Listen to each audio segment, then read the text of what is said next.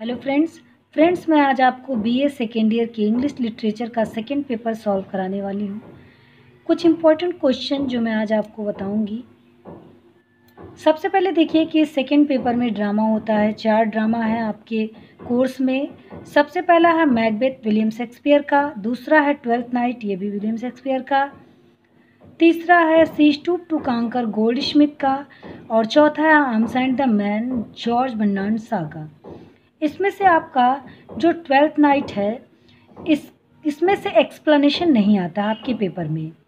बाकी तीनों में से एक्सप्लेनेशन आता है प्लस क्वेश्चन आंसर, और उसमें से सिर्फ क्वेश्चन आंसर आता है ट्वेल्थ नाइट में से। तो आज मैं आपको मैकबेथ को का कैरेक्टर स्केच बताने वाली हूँ। इसका स्टोरी आपको पता ही होगा। मैकबेथ जो कि मेन कैरेक्टर है, हीरो एंड विलेन दोनों ही है, तो इसी के बारे में आज हम जानेंगे। और ये जो क्वेश्चन है बहुत ही इंपॉर्टेंट है आपके एग्जाम के पॉइंट ऑफ व्यू से। देखिए बहुत ही सिंपल वे में आपके समझ में आएगा। सबसे पहला हेडिंग है इंट्रोडक्शन। क्वेश्चन देख लेते हैं। Give a character sketch of Macbeth, write an essay on Macbeth as a tragic hero. अब देखिए आंसर देखते हैं। Shakespeare has wide range of knowledge. Shakespeare का जो ज्ञान क्षेत्र है वो बहुत अधिक विस्तृत है। He has created various characters, उन्होंने बहुत सारे कैरेक्टर्स अपने प्ले में बनाए हैं, बट रेयरली रिपीटेड, लेकिन किसी को भी रिपीट नहीं किया है। मतलब अपने नाटकों में जो उन्होंने कैरेक्टर लिया है उसको रिपीट नहीं किया। Macbeth is a well known and widely read text of Shakespeare. Macbeth एक बहुत ही फेमस और सबसे अधिक पढ़ा जाने वाला शेक्सपियर का ड्रामा है ये। He has written 4 major tragedies, one of them is Macbeth. उन्होंने 4 बहुत ही बड़ी ट्रेजेडी लिखी, इनमें मैकबेथ एक है।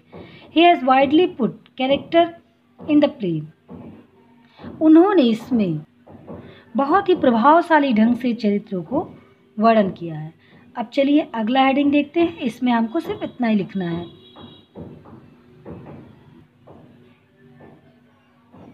Hero turn to villain.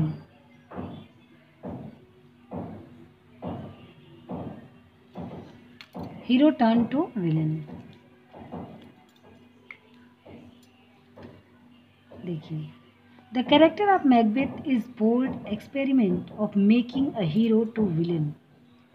ये जो कैरेक्टर है, चरित्र है मैकबेथ का, एक बहुत ही साहसिक प्रयोग है कि एक हीरो को विलेन बनाने का, and then again turning the villain into hero, और दोबारा विलेन को हीरो बनाने का। The character of Macbeth is a controversy. ये जो मैकबेथ का चरित्र है विरोधाभासी है। Whether he is a hero और अ विलेन, मतलब वो हीरो है कि विलेन है कि हम समझ ही नहीं पाते हैं। कभी हमको स्टार्टिंग में वो हीरो लगता है लेकिन बाद में विलेन लगने लगता है। फिर लास्ट में हमको दया भी आती है उस पर, उसको देख करके कि किस प्रकार से वो अपनी एक ही इच्छा के कारण, एक ही महत्वाकांक्षा के कारण एक अच्छा व्यक्ति पतित बन गया। ही is a mixture of good and evil. वह एक तरीके से अच्छा और बुराई का मिक्सचर है। बस इसमें इतना ही लिखेंगे। अब अगला हेडिंग देखते हैं। Fine and gifted man. A fine and gifted man, एक उत्कृष्ट और प्रतिभावान व्यक्ति। प्रतिभावान मैकबेथ है क्योंकि वह बहुत ही बहादुरी से, स्टार्टिंग में जब हम पढ़ते हैं तो किस बहादुरी से वो लड़ता है और विजय को प्राप्त करता है।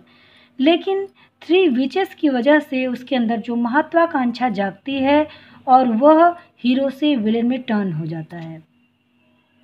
तो एक तरीके से उसका जो कैरेक्टर है वो स्टार्टिंग में बहुत ही अच्छा दिखाया गया है, लेकिन बीच में उसकी महत्वाकांक्षा के कारण उसका चरित्र पतन की ओर चला जाता है।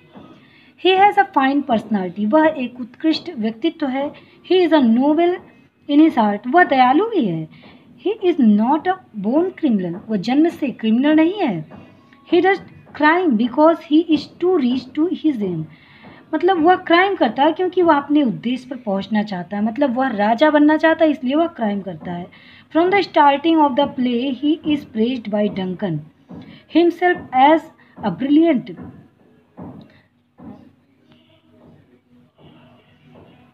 एक मिनट रुक जाइए, छुपा हुआ है।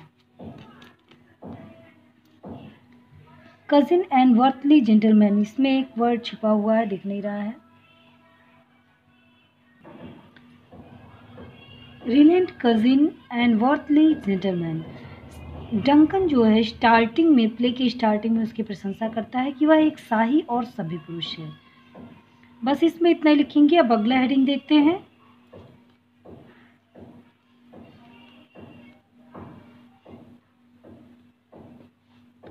देखिए, ओवर वैल्यूएटिंग एम्बिशन, मतलब बहुत अधिक महत्वाकांक्षा। जानते ही हैं आप, मैकबेथ के पतन का कारण होता है उसका बहुत अधिक महत्वाकांक्षी होना। महत्वाकांक्षा बहुत जरूरी है जीवन में, लेकिन ओवर हो जाता है तो वो क्राइम का रूप ले लेता है। देयर इज इनऑर्डिनेट एम्बिशन, मतलब एक ऐसी महत्वाकांक्षा जो बहुत अधिक तीव्र है। इनऑर्डिनेट एम्बिशन, अत्याधिक महत्वाकांक्षा है मैकबेथ में। एम्बिशन इज गुड, एम्बिशन अच्छा होता है। Which a person should have in his life, quality लिखा है ये। Ambition is a good quality, ambition एक अच्छा गुण है। Which a person should have in his life, जिसको मनुष्य के जीवन में होना चाहिए ambition. But ambition like Macbeth, लेकिन मैकबेथ की तरह ambition is matter of despise, वो घृणा की बात है। ही इज ओवर एम्बिशियस, वो बहुत अधिक महत्वाकांक्षी है। Ambition is the root cause of his downfall, ambition ही उसके पतन का मेन कारण है। बस इस हेडिंग में हम इतना ही लिखेंगे। इसके हेडिंग बहुत अच्छे अच्छे हैं और आप बहुत अच्छे से समझ में भी आएंगे। स्ट्रॉन्ग फैंसीफुल मैन, मतलब वह एक बलवान और कल्पनाशील व्यक्ति है। His imaginative power has both the qualities good and bad, उसकी जो काल्पनिक शक्ति है वो बुरी भी है अच्छी भी है। It is fine because it sustain him a kind of craze, मतलब ये अच्छा है क्योंकि उसके साहस को यह बरकरार रखता है। It is not good because it insight him in him superstition, यह अच्छा नहीं है क्योंकि एक तो अच्छा है कि यह साहस को बरकरार रखता है, और एक तरीके से अच्छा नहीं है क्योंकि यह उसकी उकसाता है, उससे इंसाइट करता है। किसके लिए? कि वह अंधविश्वास पे विश्वास करता है, मतलब कि वह जो चुड़ैलें रहती हैं, जिनकी बातें मिथ्या होती हैं, उस पर वह विश्वास करता है। अब चलिए आगे देखते हैं।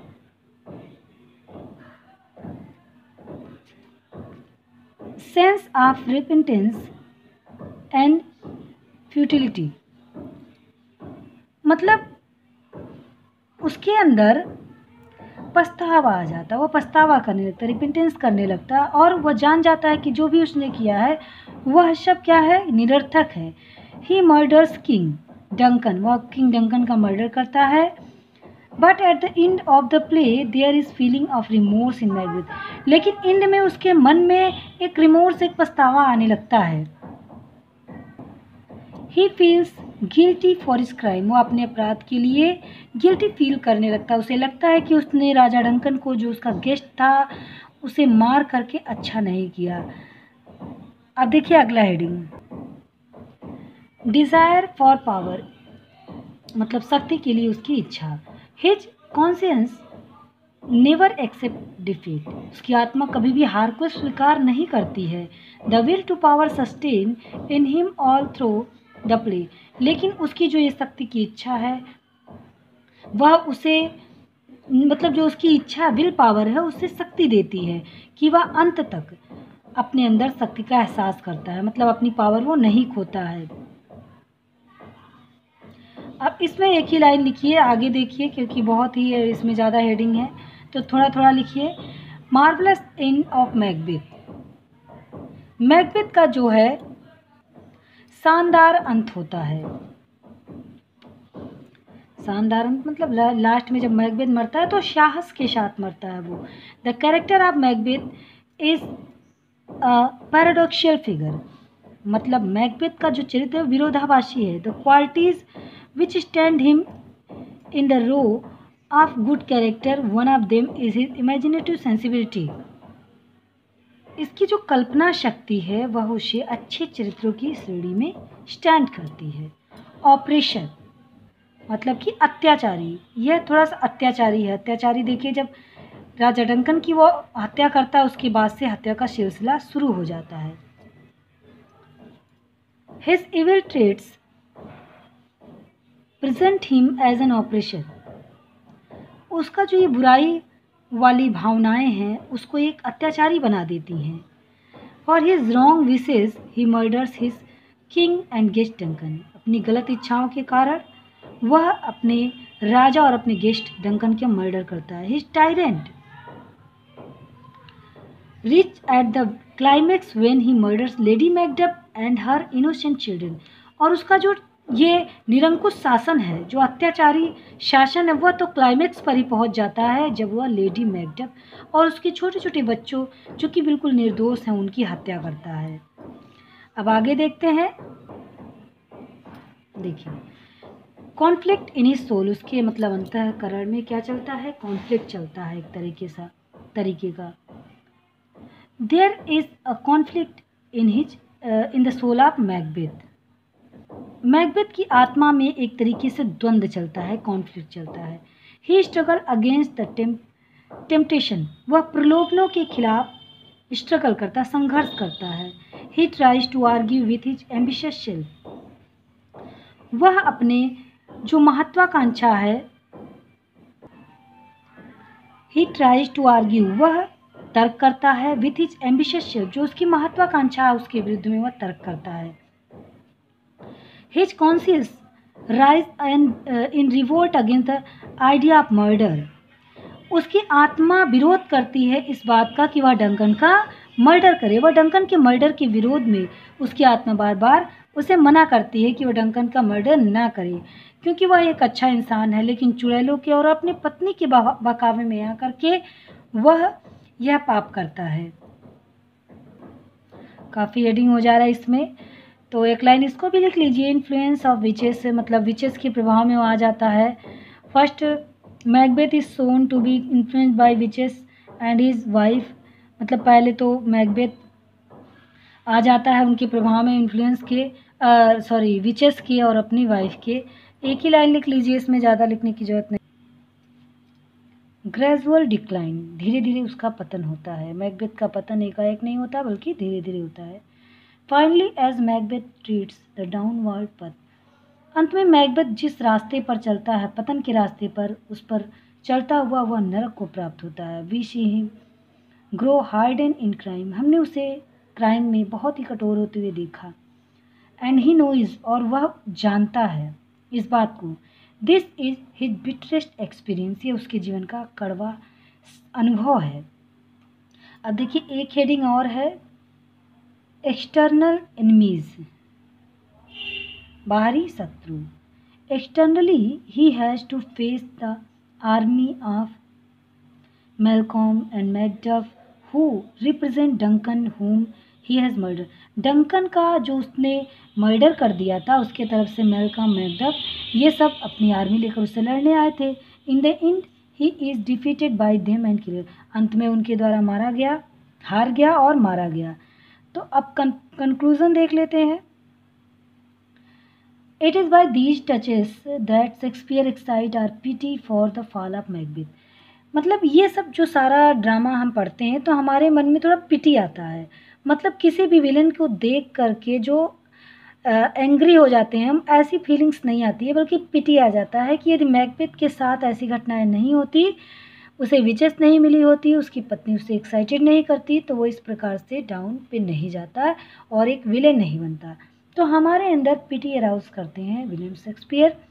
बहुत ही ये जो ड्रामा है, ये आप लिटरेचर का कोई भी एग्ज़ाम दें इंग्लिश से रिलेटेड तो उसमें मैकबेथ आ ही जाता है डेफिनेटली, इसलिए आपके कोर्स में है तो डीपली पढ़िए, ताकि आपको फ्यूचर में ये अच्छे से पता रहे कौन से कैरेक्टर का क्या रोल है। और जो भी क्वेश्चन आप पढ़िए, मैं आपको सिर्फ यही एडवाइस दूंगी कि जो भी क्वेश्चन आप तैयार करिए, बहुत ज़्यादा क्वेश्चन मत तैयार करिए, और इतना जो भी करिए वो सॉलिड करिए, एकदम आपको अच्छे से वो क्वेश्चन आता रहे। बहुत अधिक लॉन्ग के चक्कर में ना पढ़िए, पॉइंट लिखिए, मेन चीज़ जो होता है, और जो क्वेश्चन पूछा है बस ऐसा आंसर लिखिए कि एकदम सटीक वो बैठता हो। जैसे मैंने आपको ये कैरेक्टर स्केच अभी बताया है, कैरेक्टर स्केच आपको अलग अलग बुक्स में बहुत सारे मिल जाएंगे, लेकिन इतना अधिक हेडिंग वाला, इतना इसमें पॉइंट है, इस प्रकार का कम ही मिलता है। तो आपको कैसा लगा ज़रूर बताइएगा। प्लीज़ इसे लाइक करिए, शेयर करिए एंड सब्सक्राइब माय चैनल। और मेरे चैनल पे आपको मोटिवेशनल वीडियो भी मिलते हैं, तो प्लीज़ ज़रूर देखिएगा। Thank you for watching this video.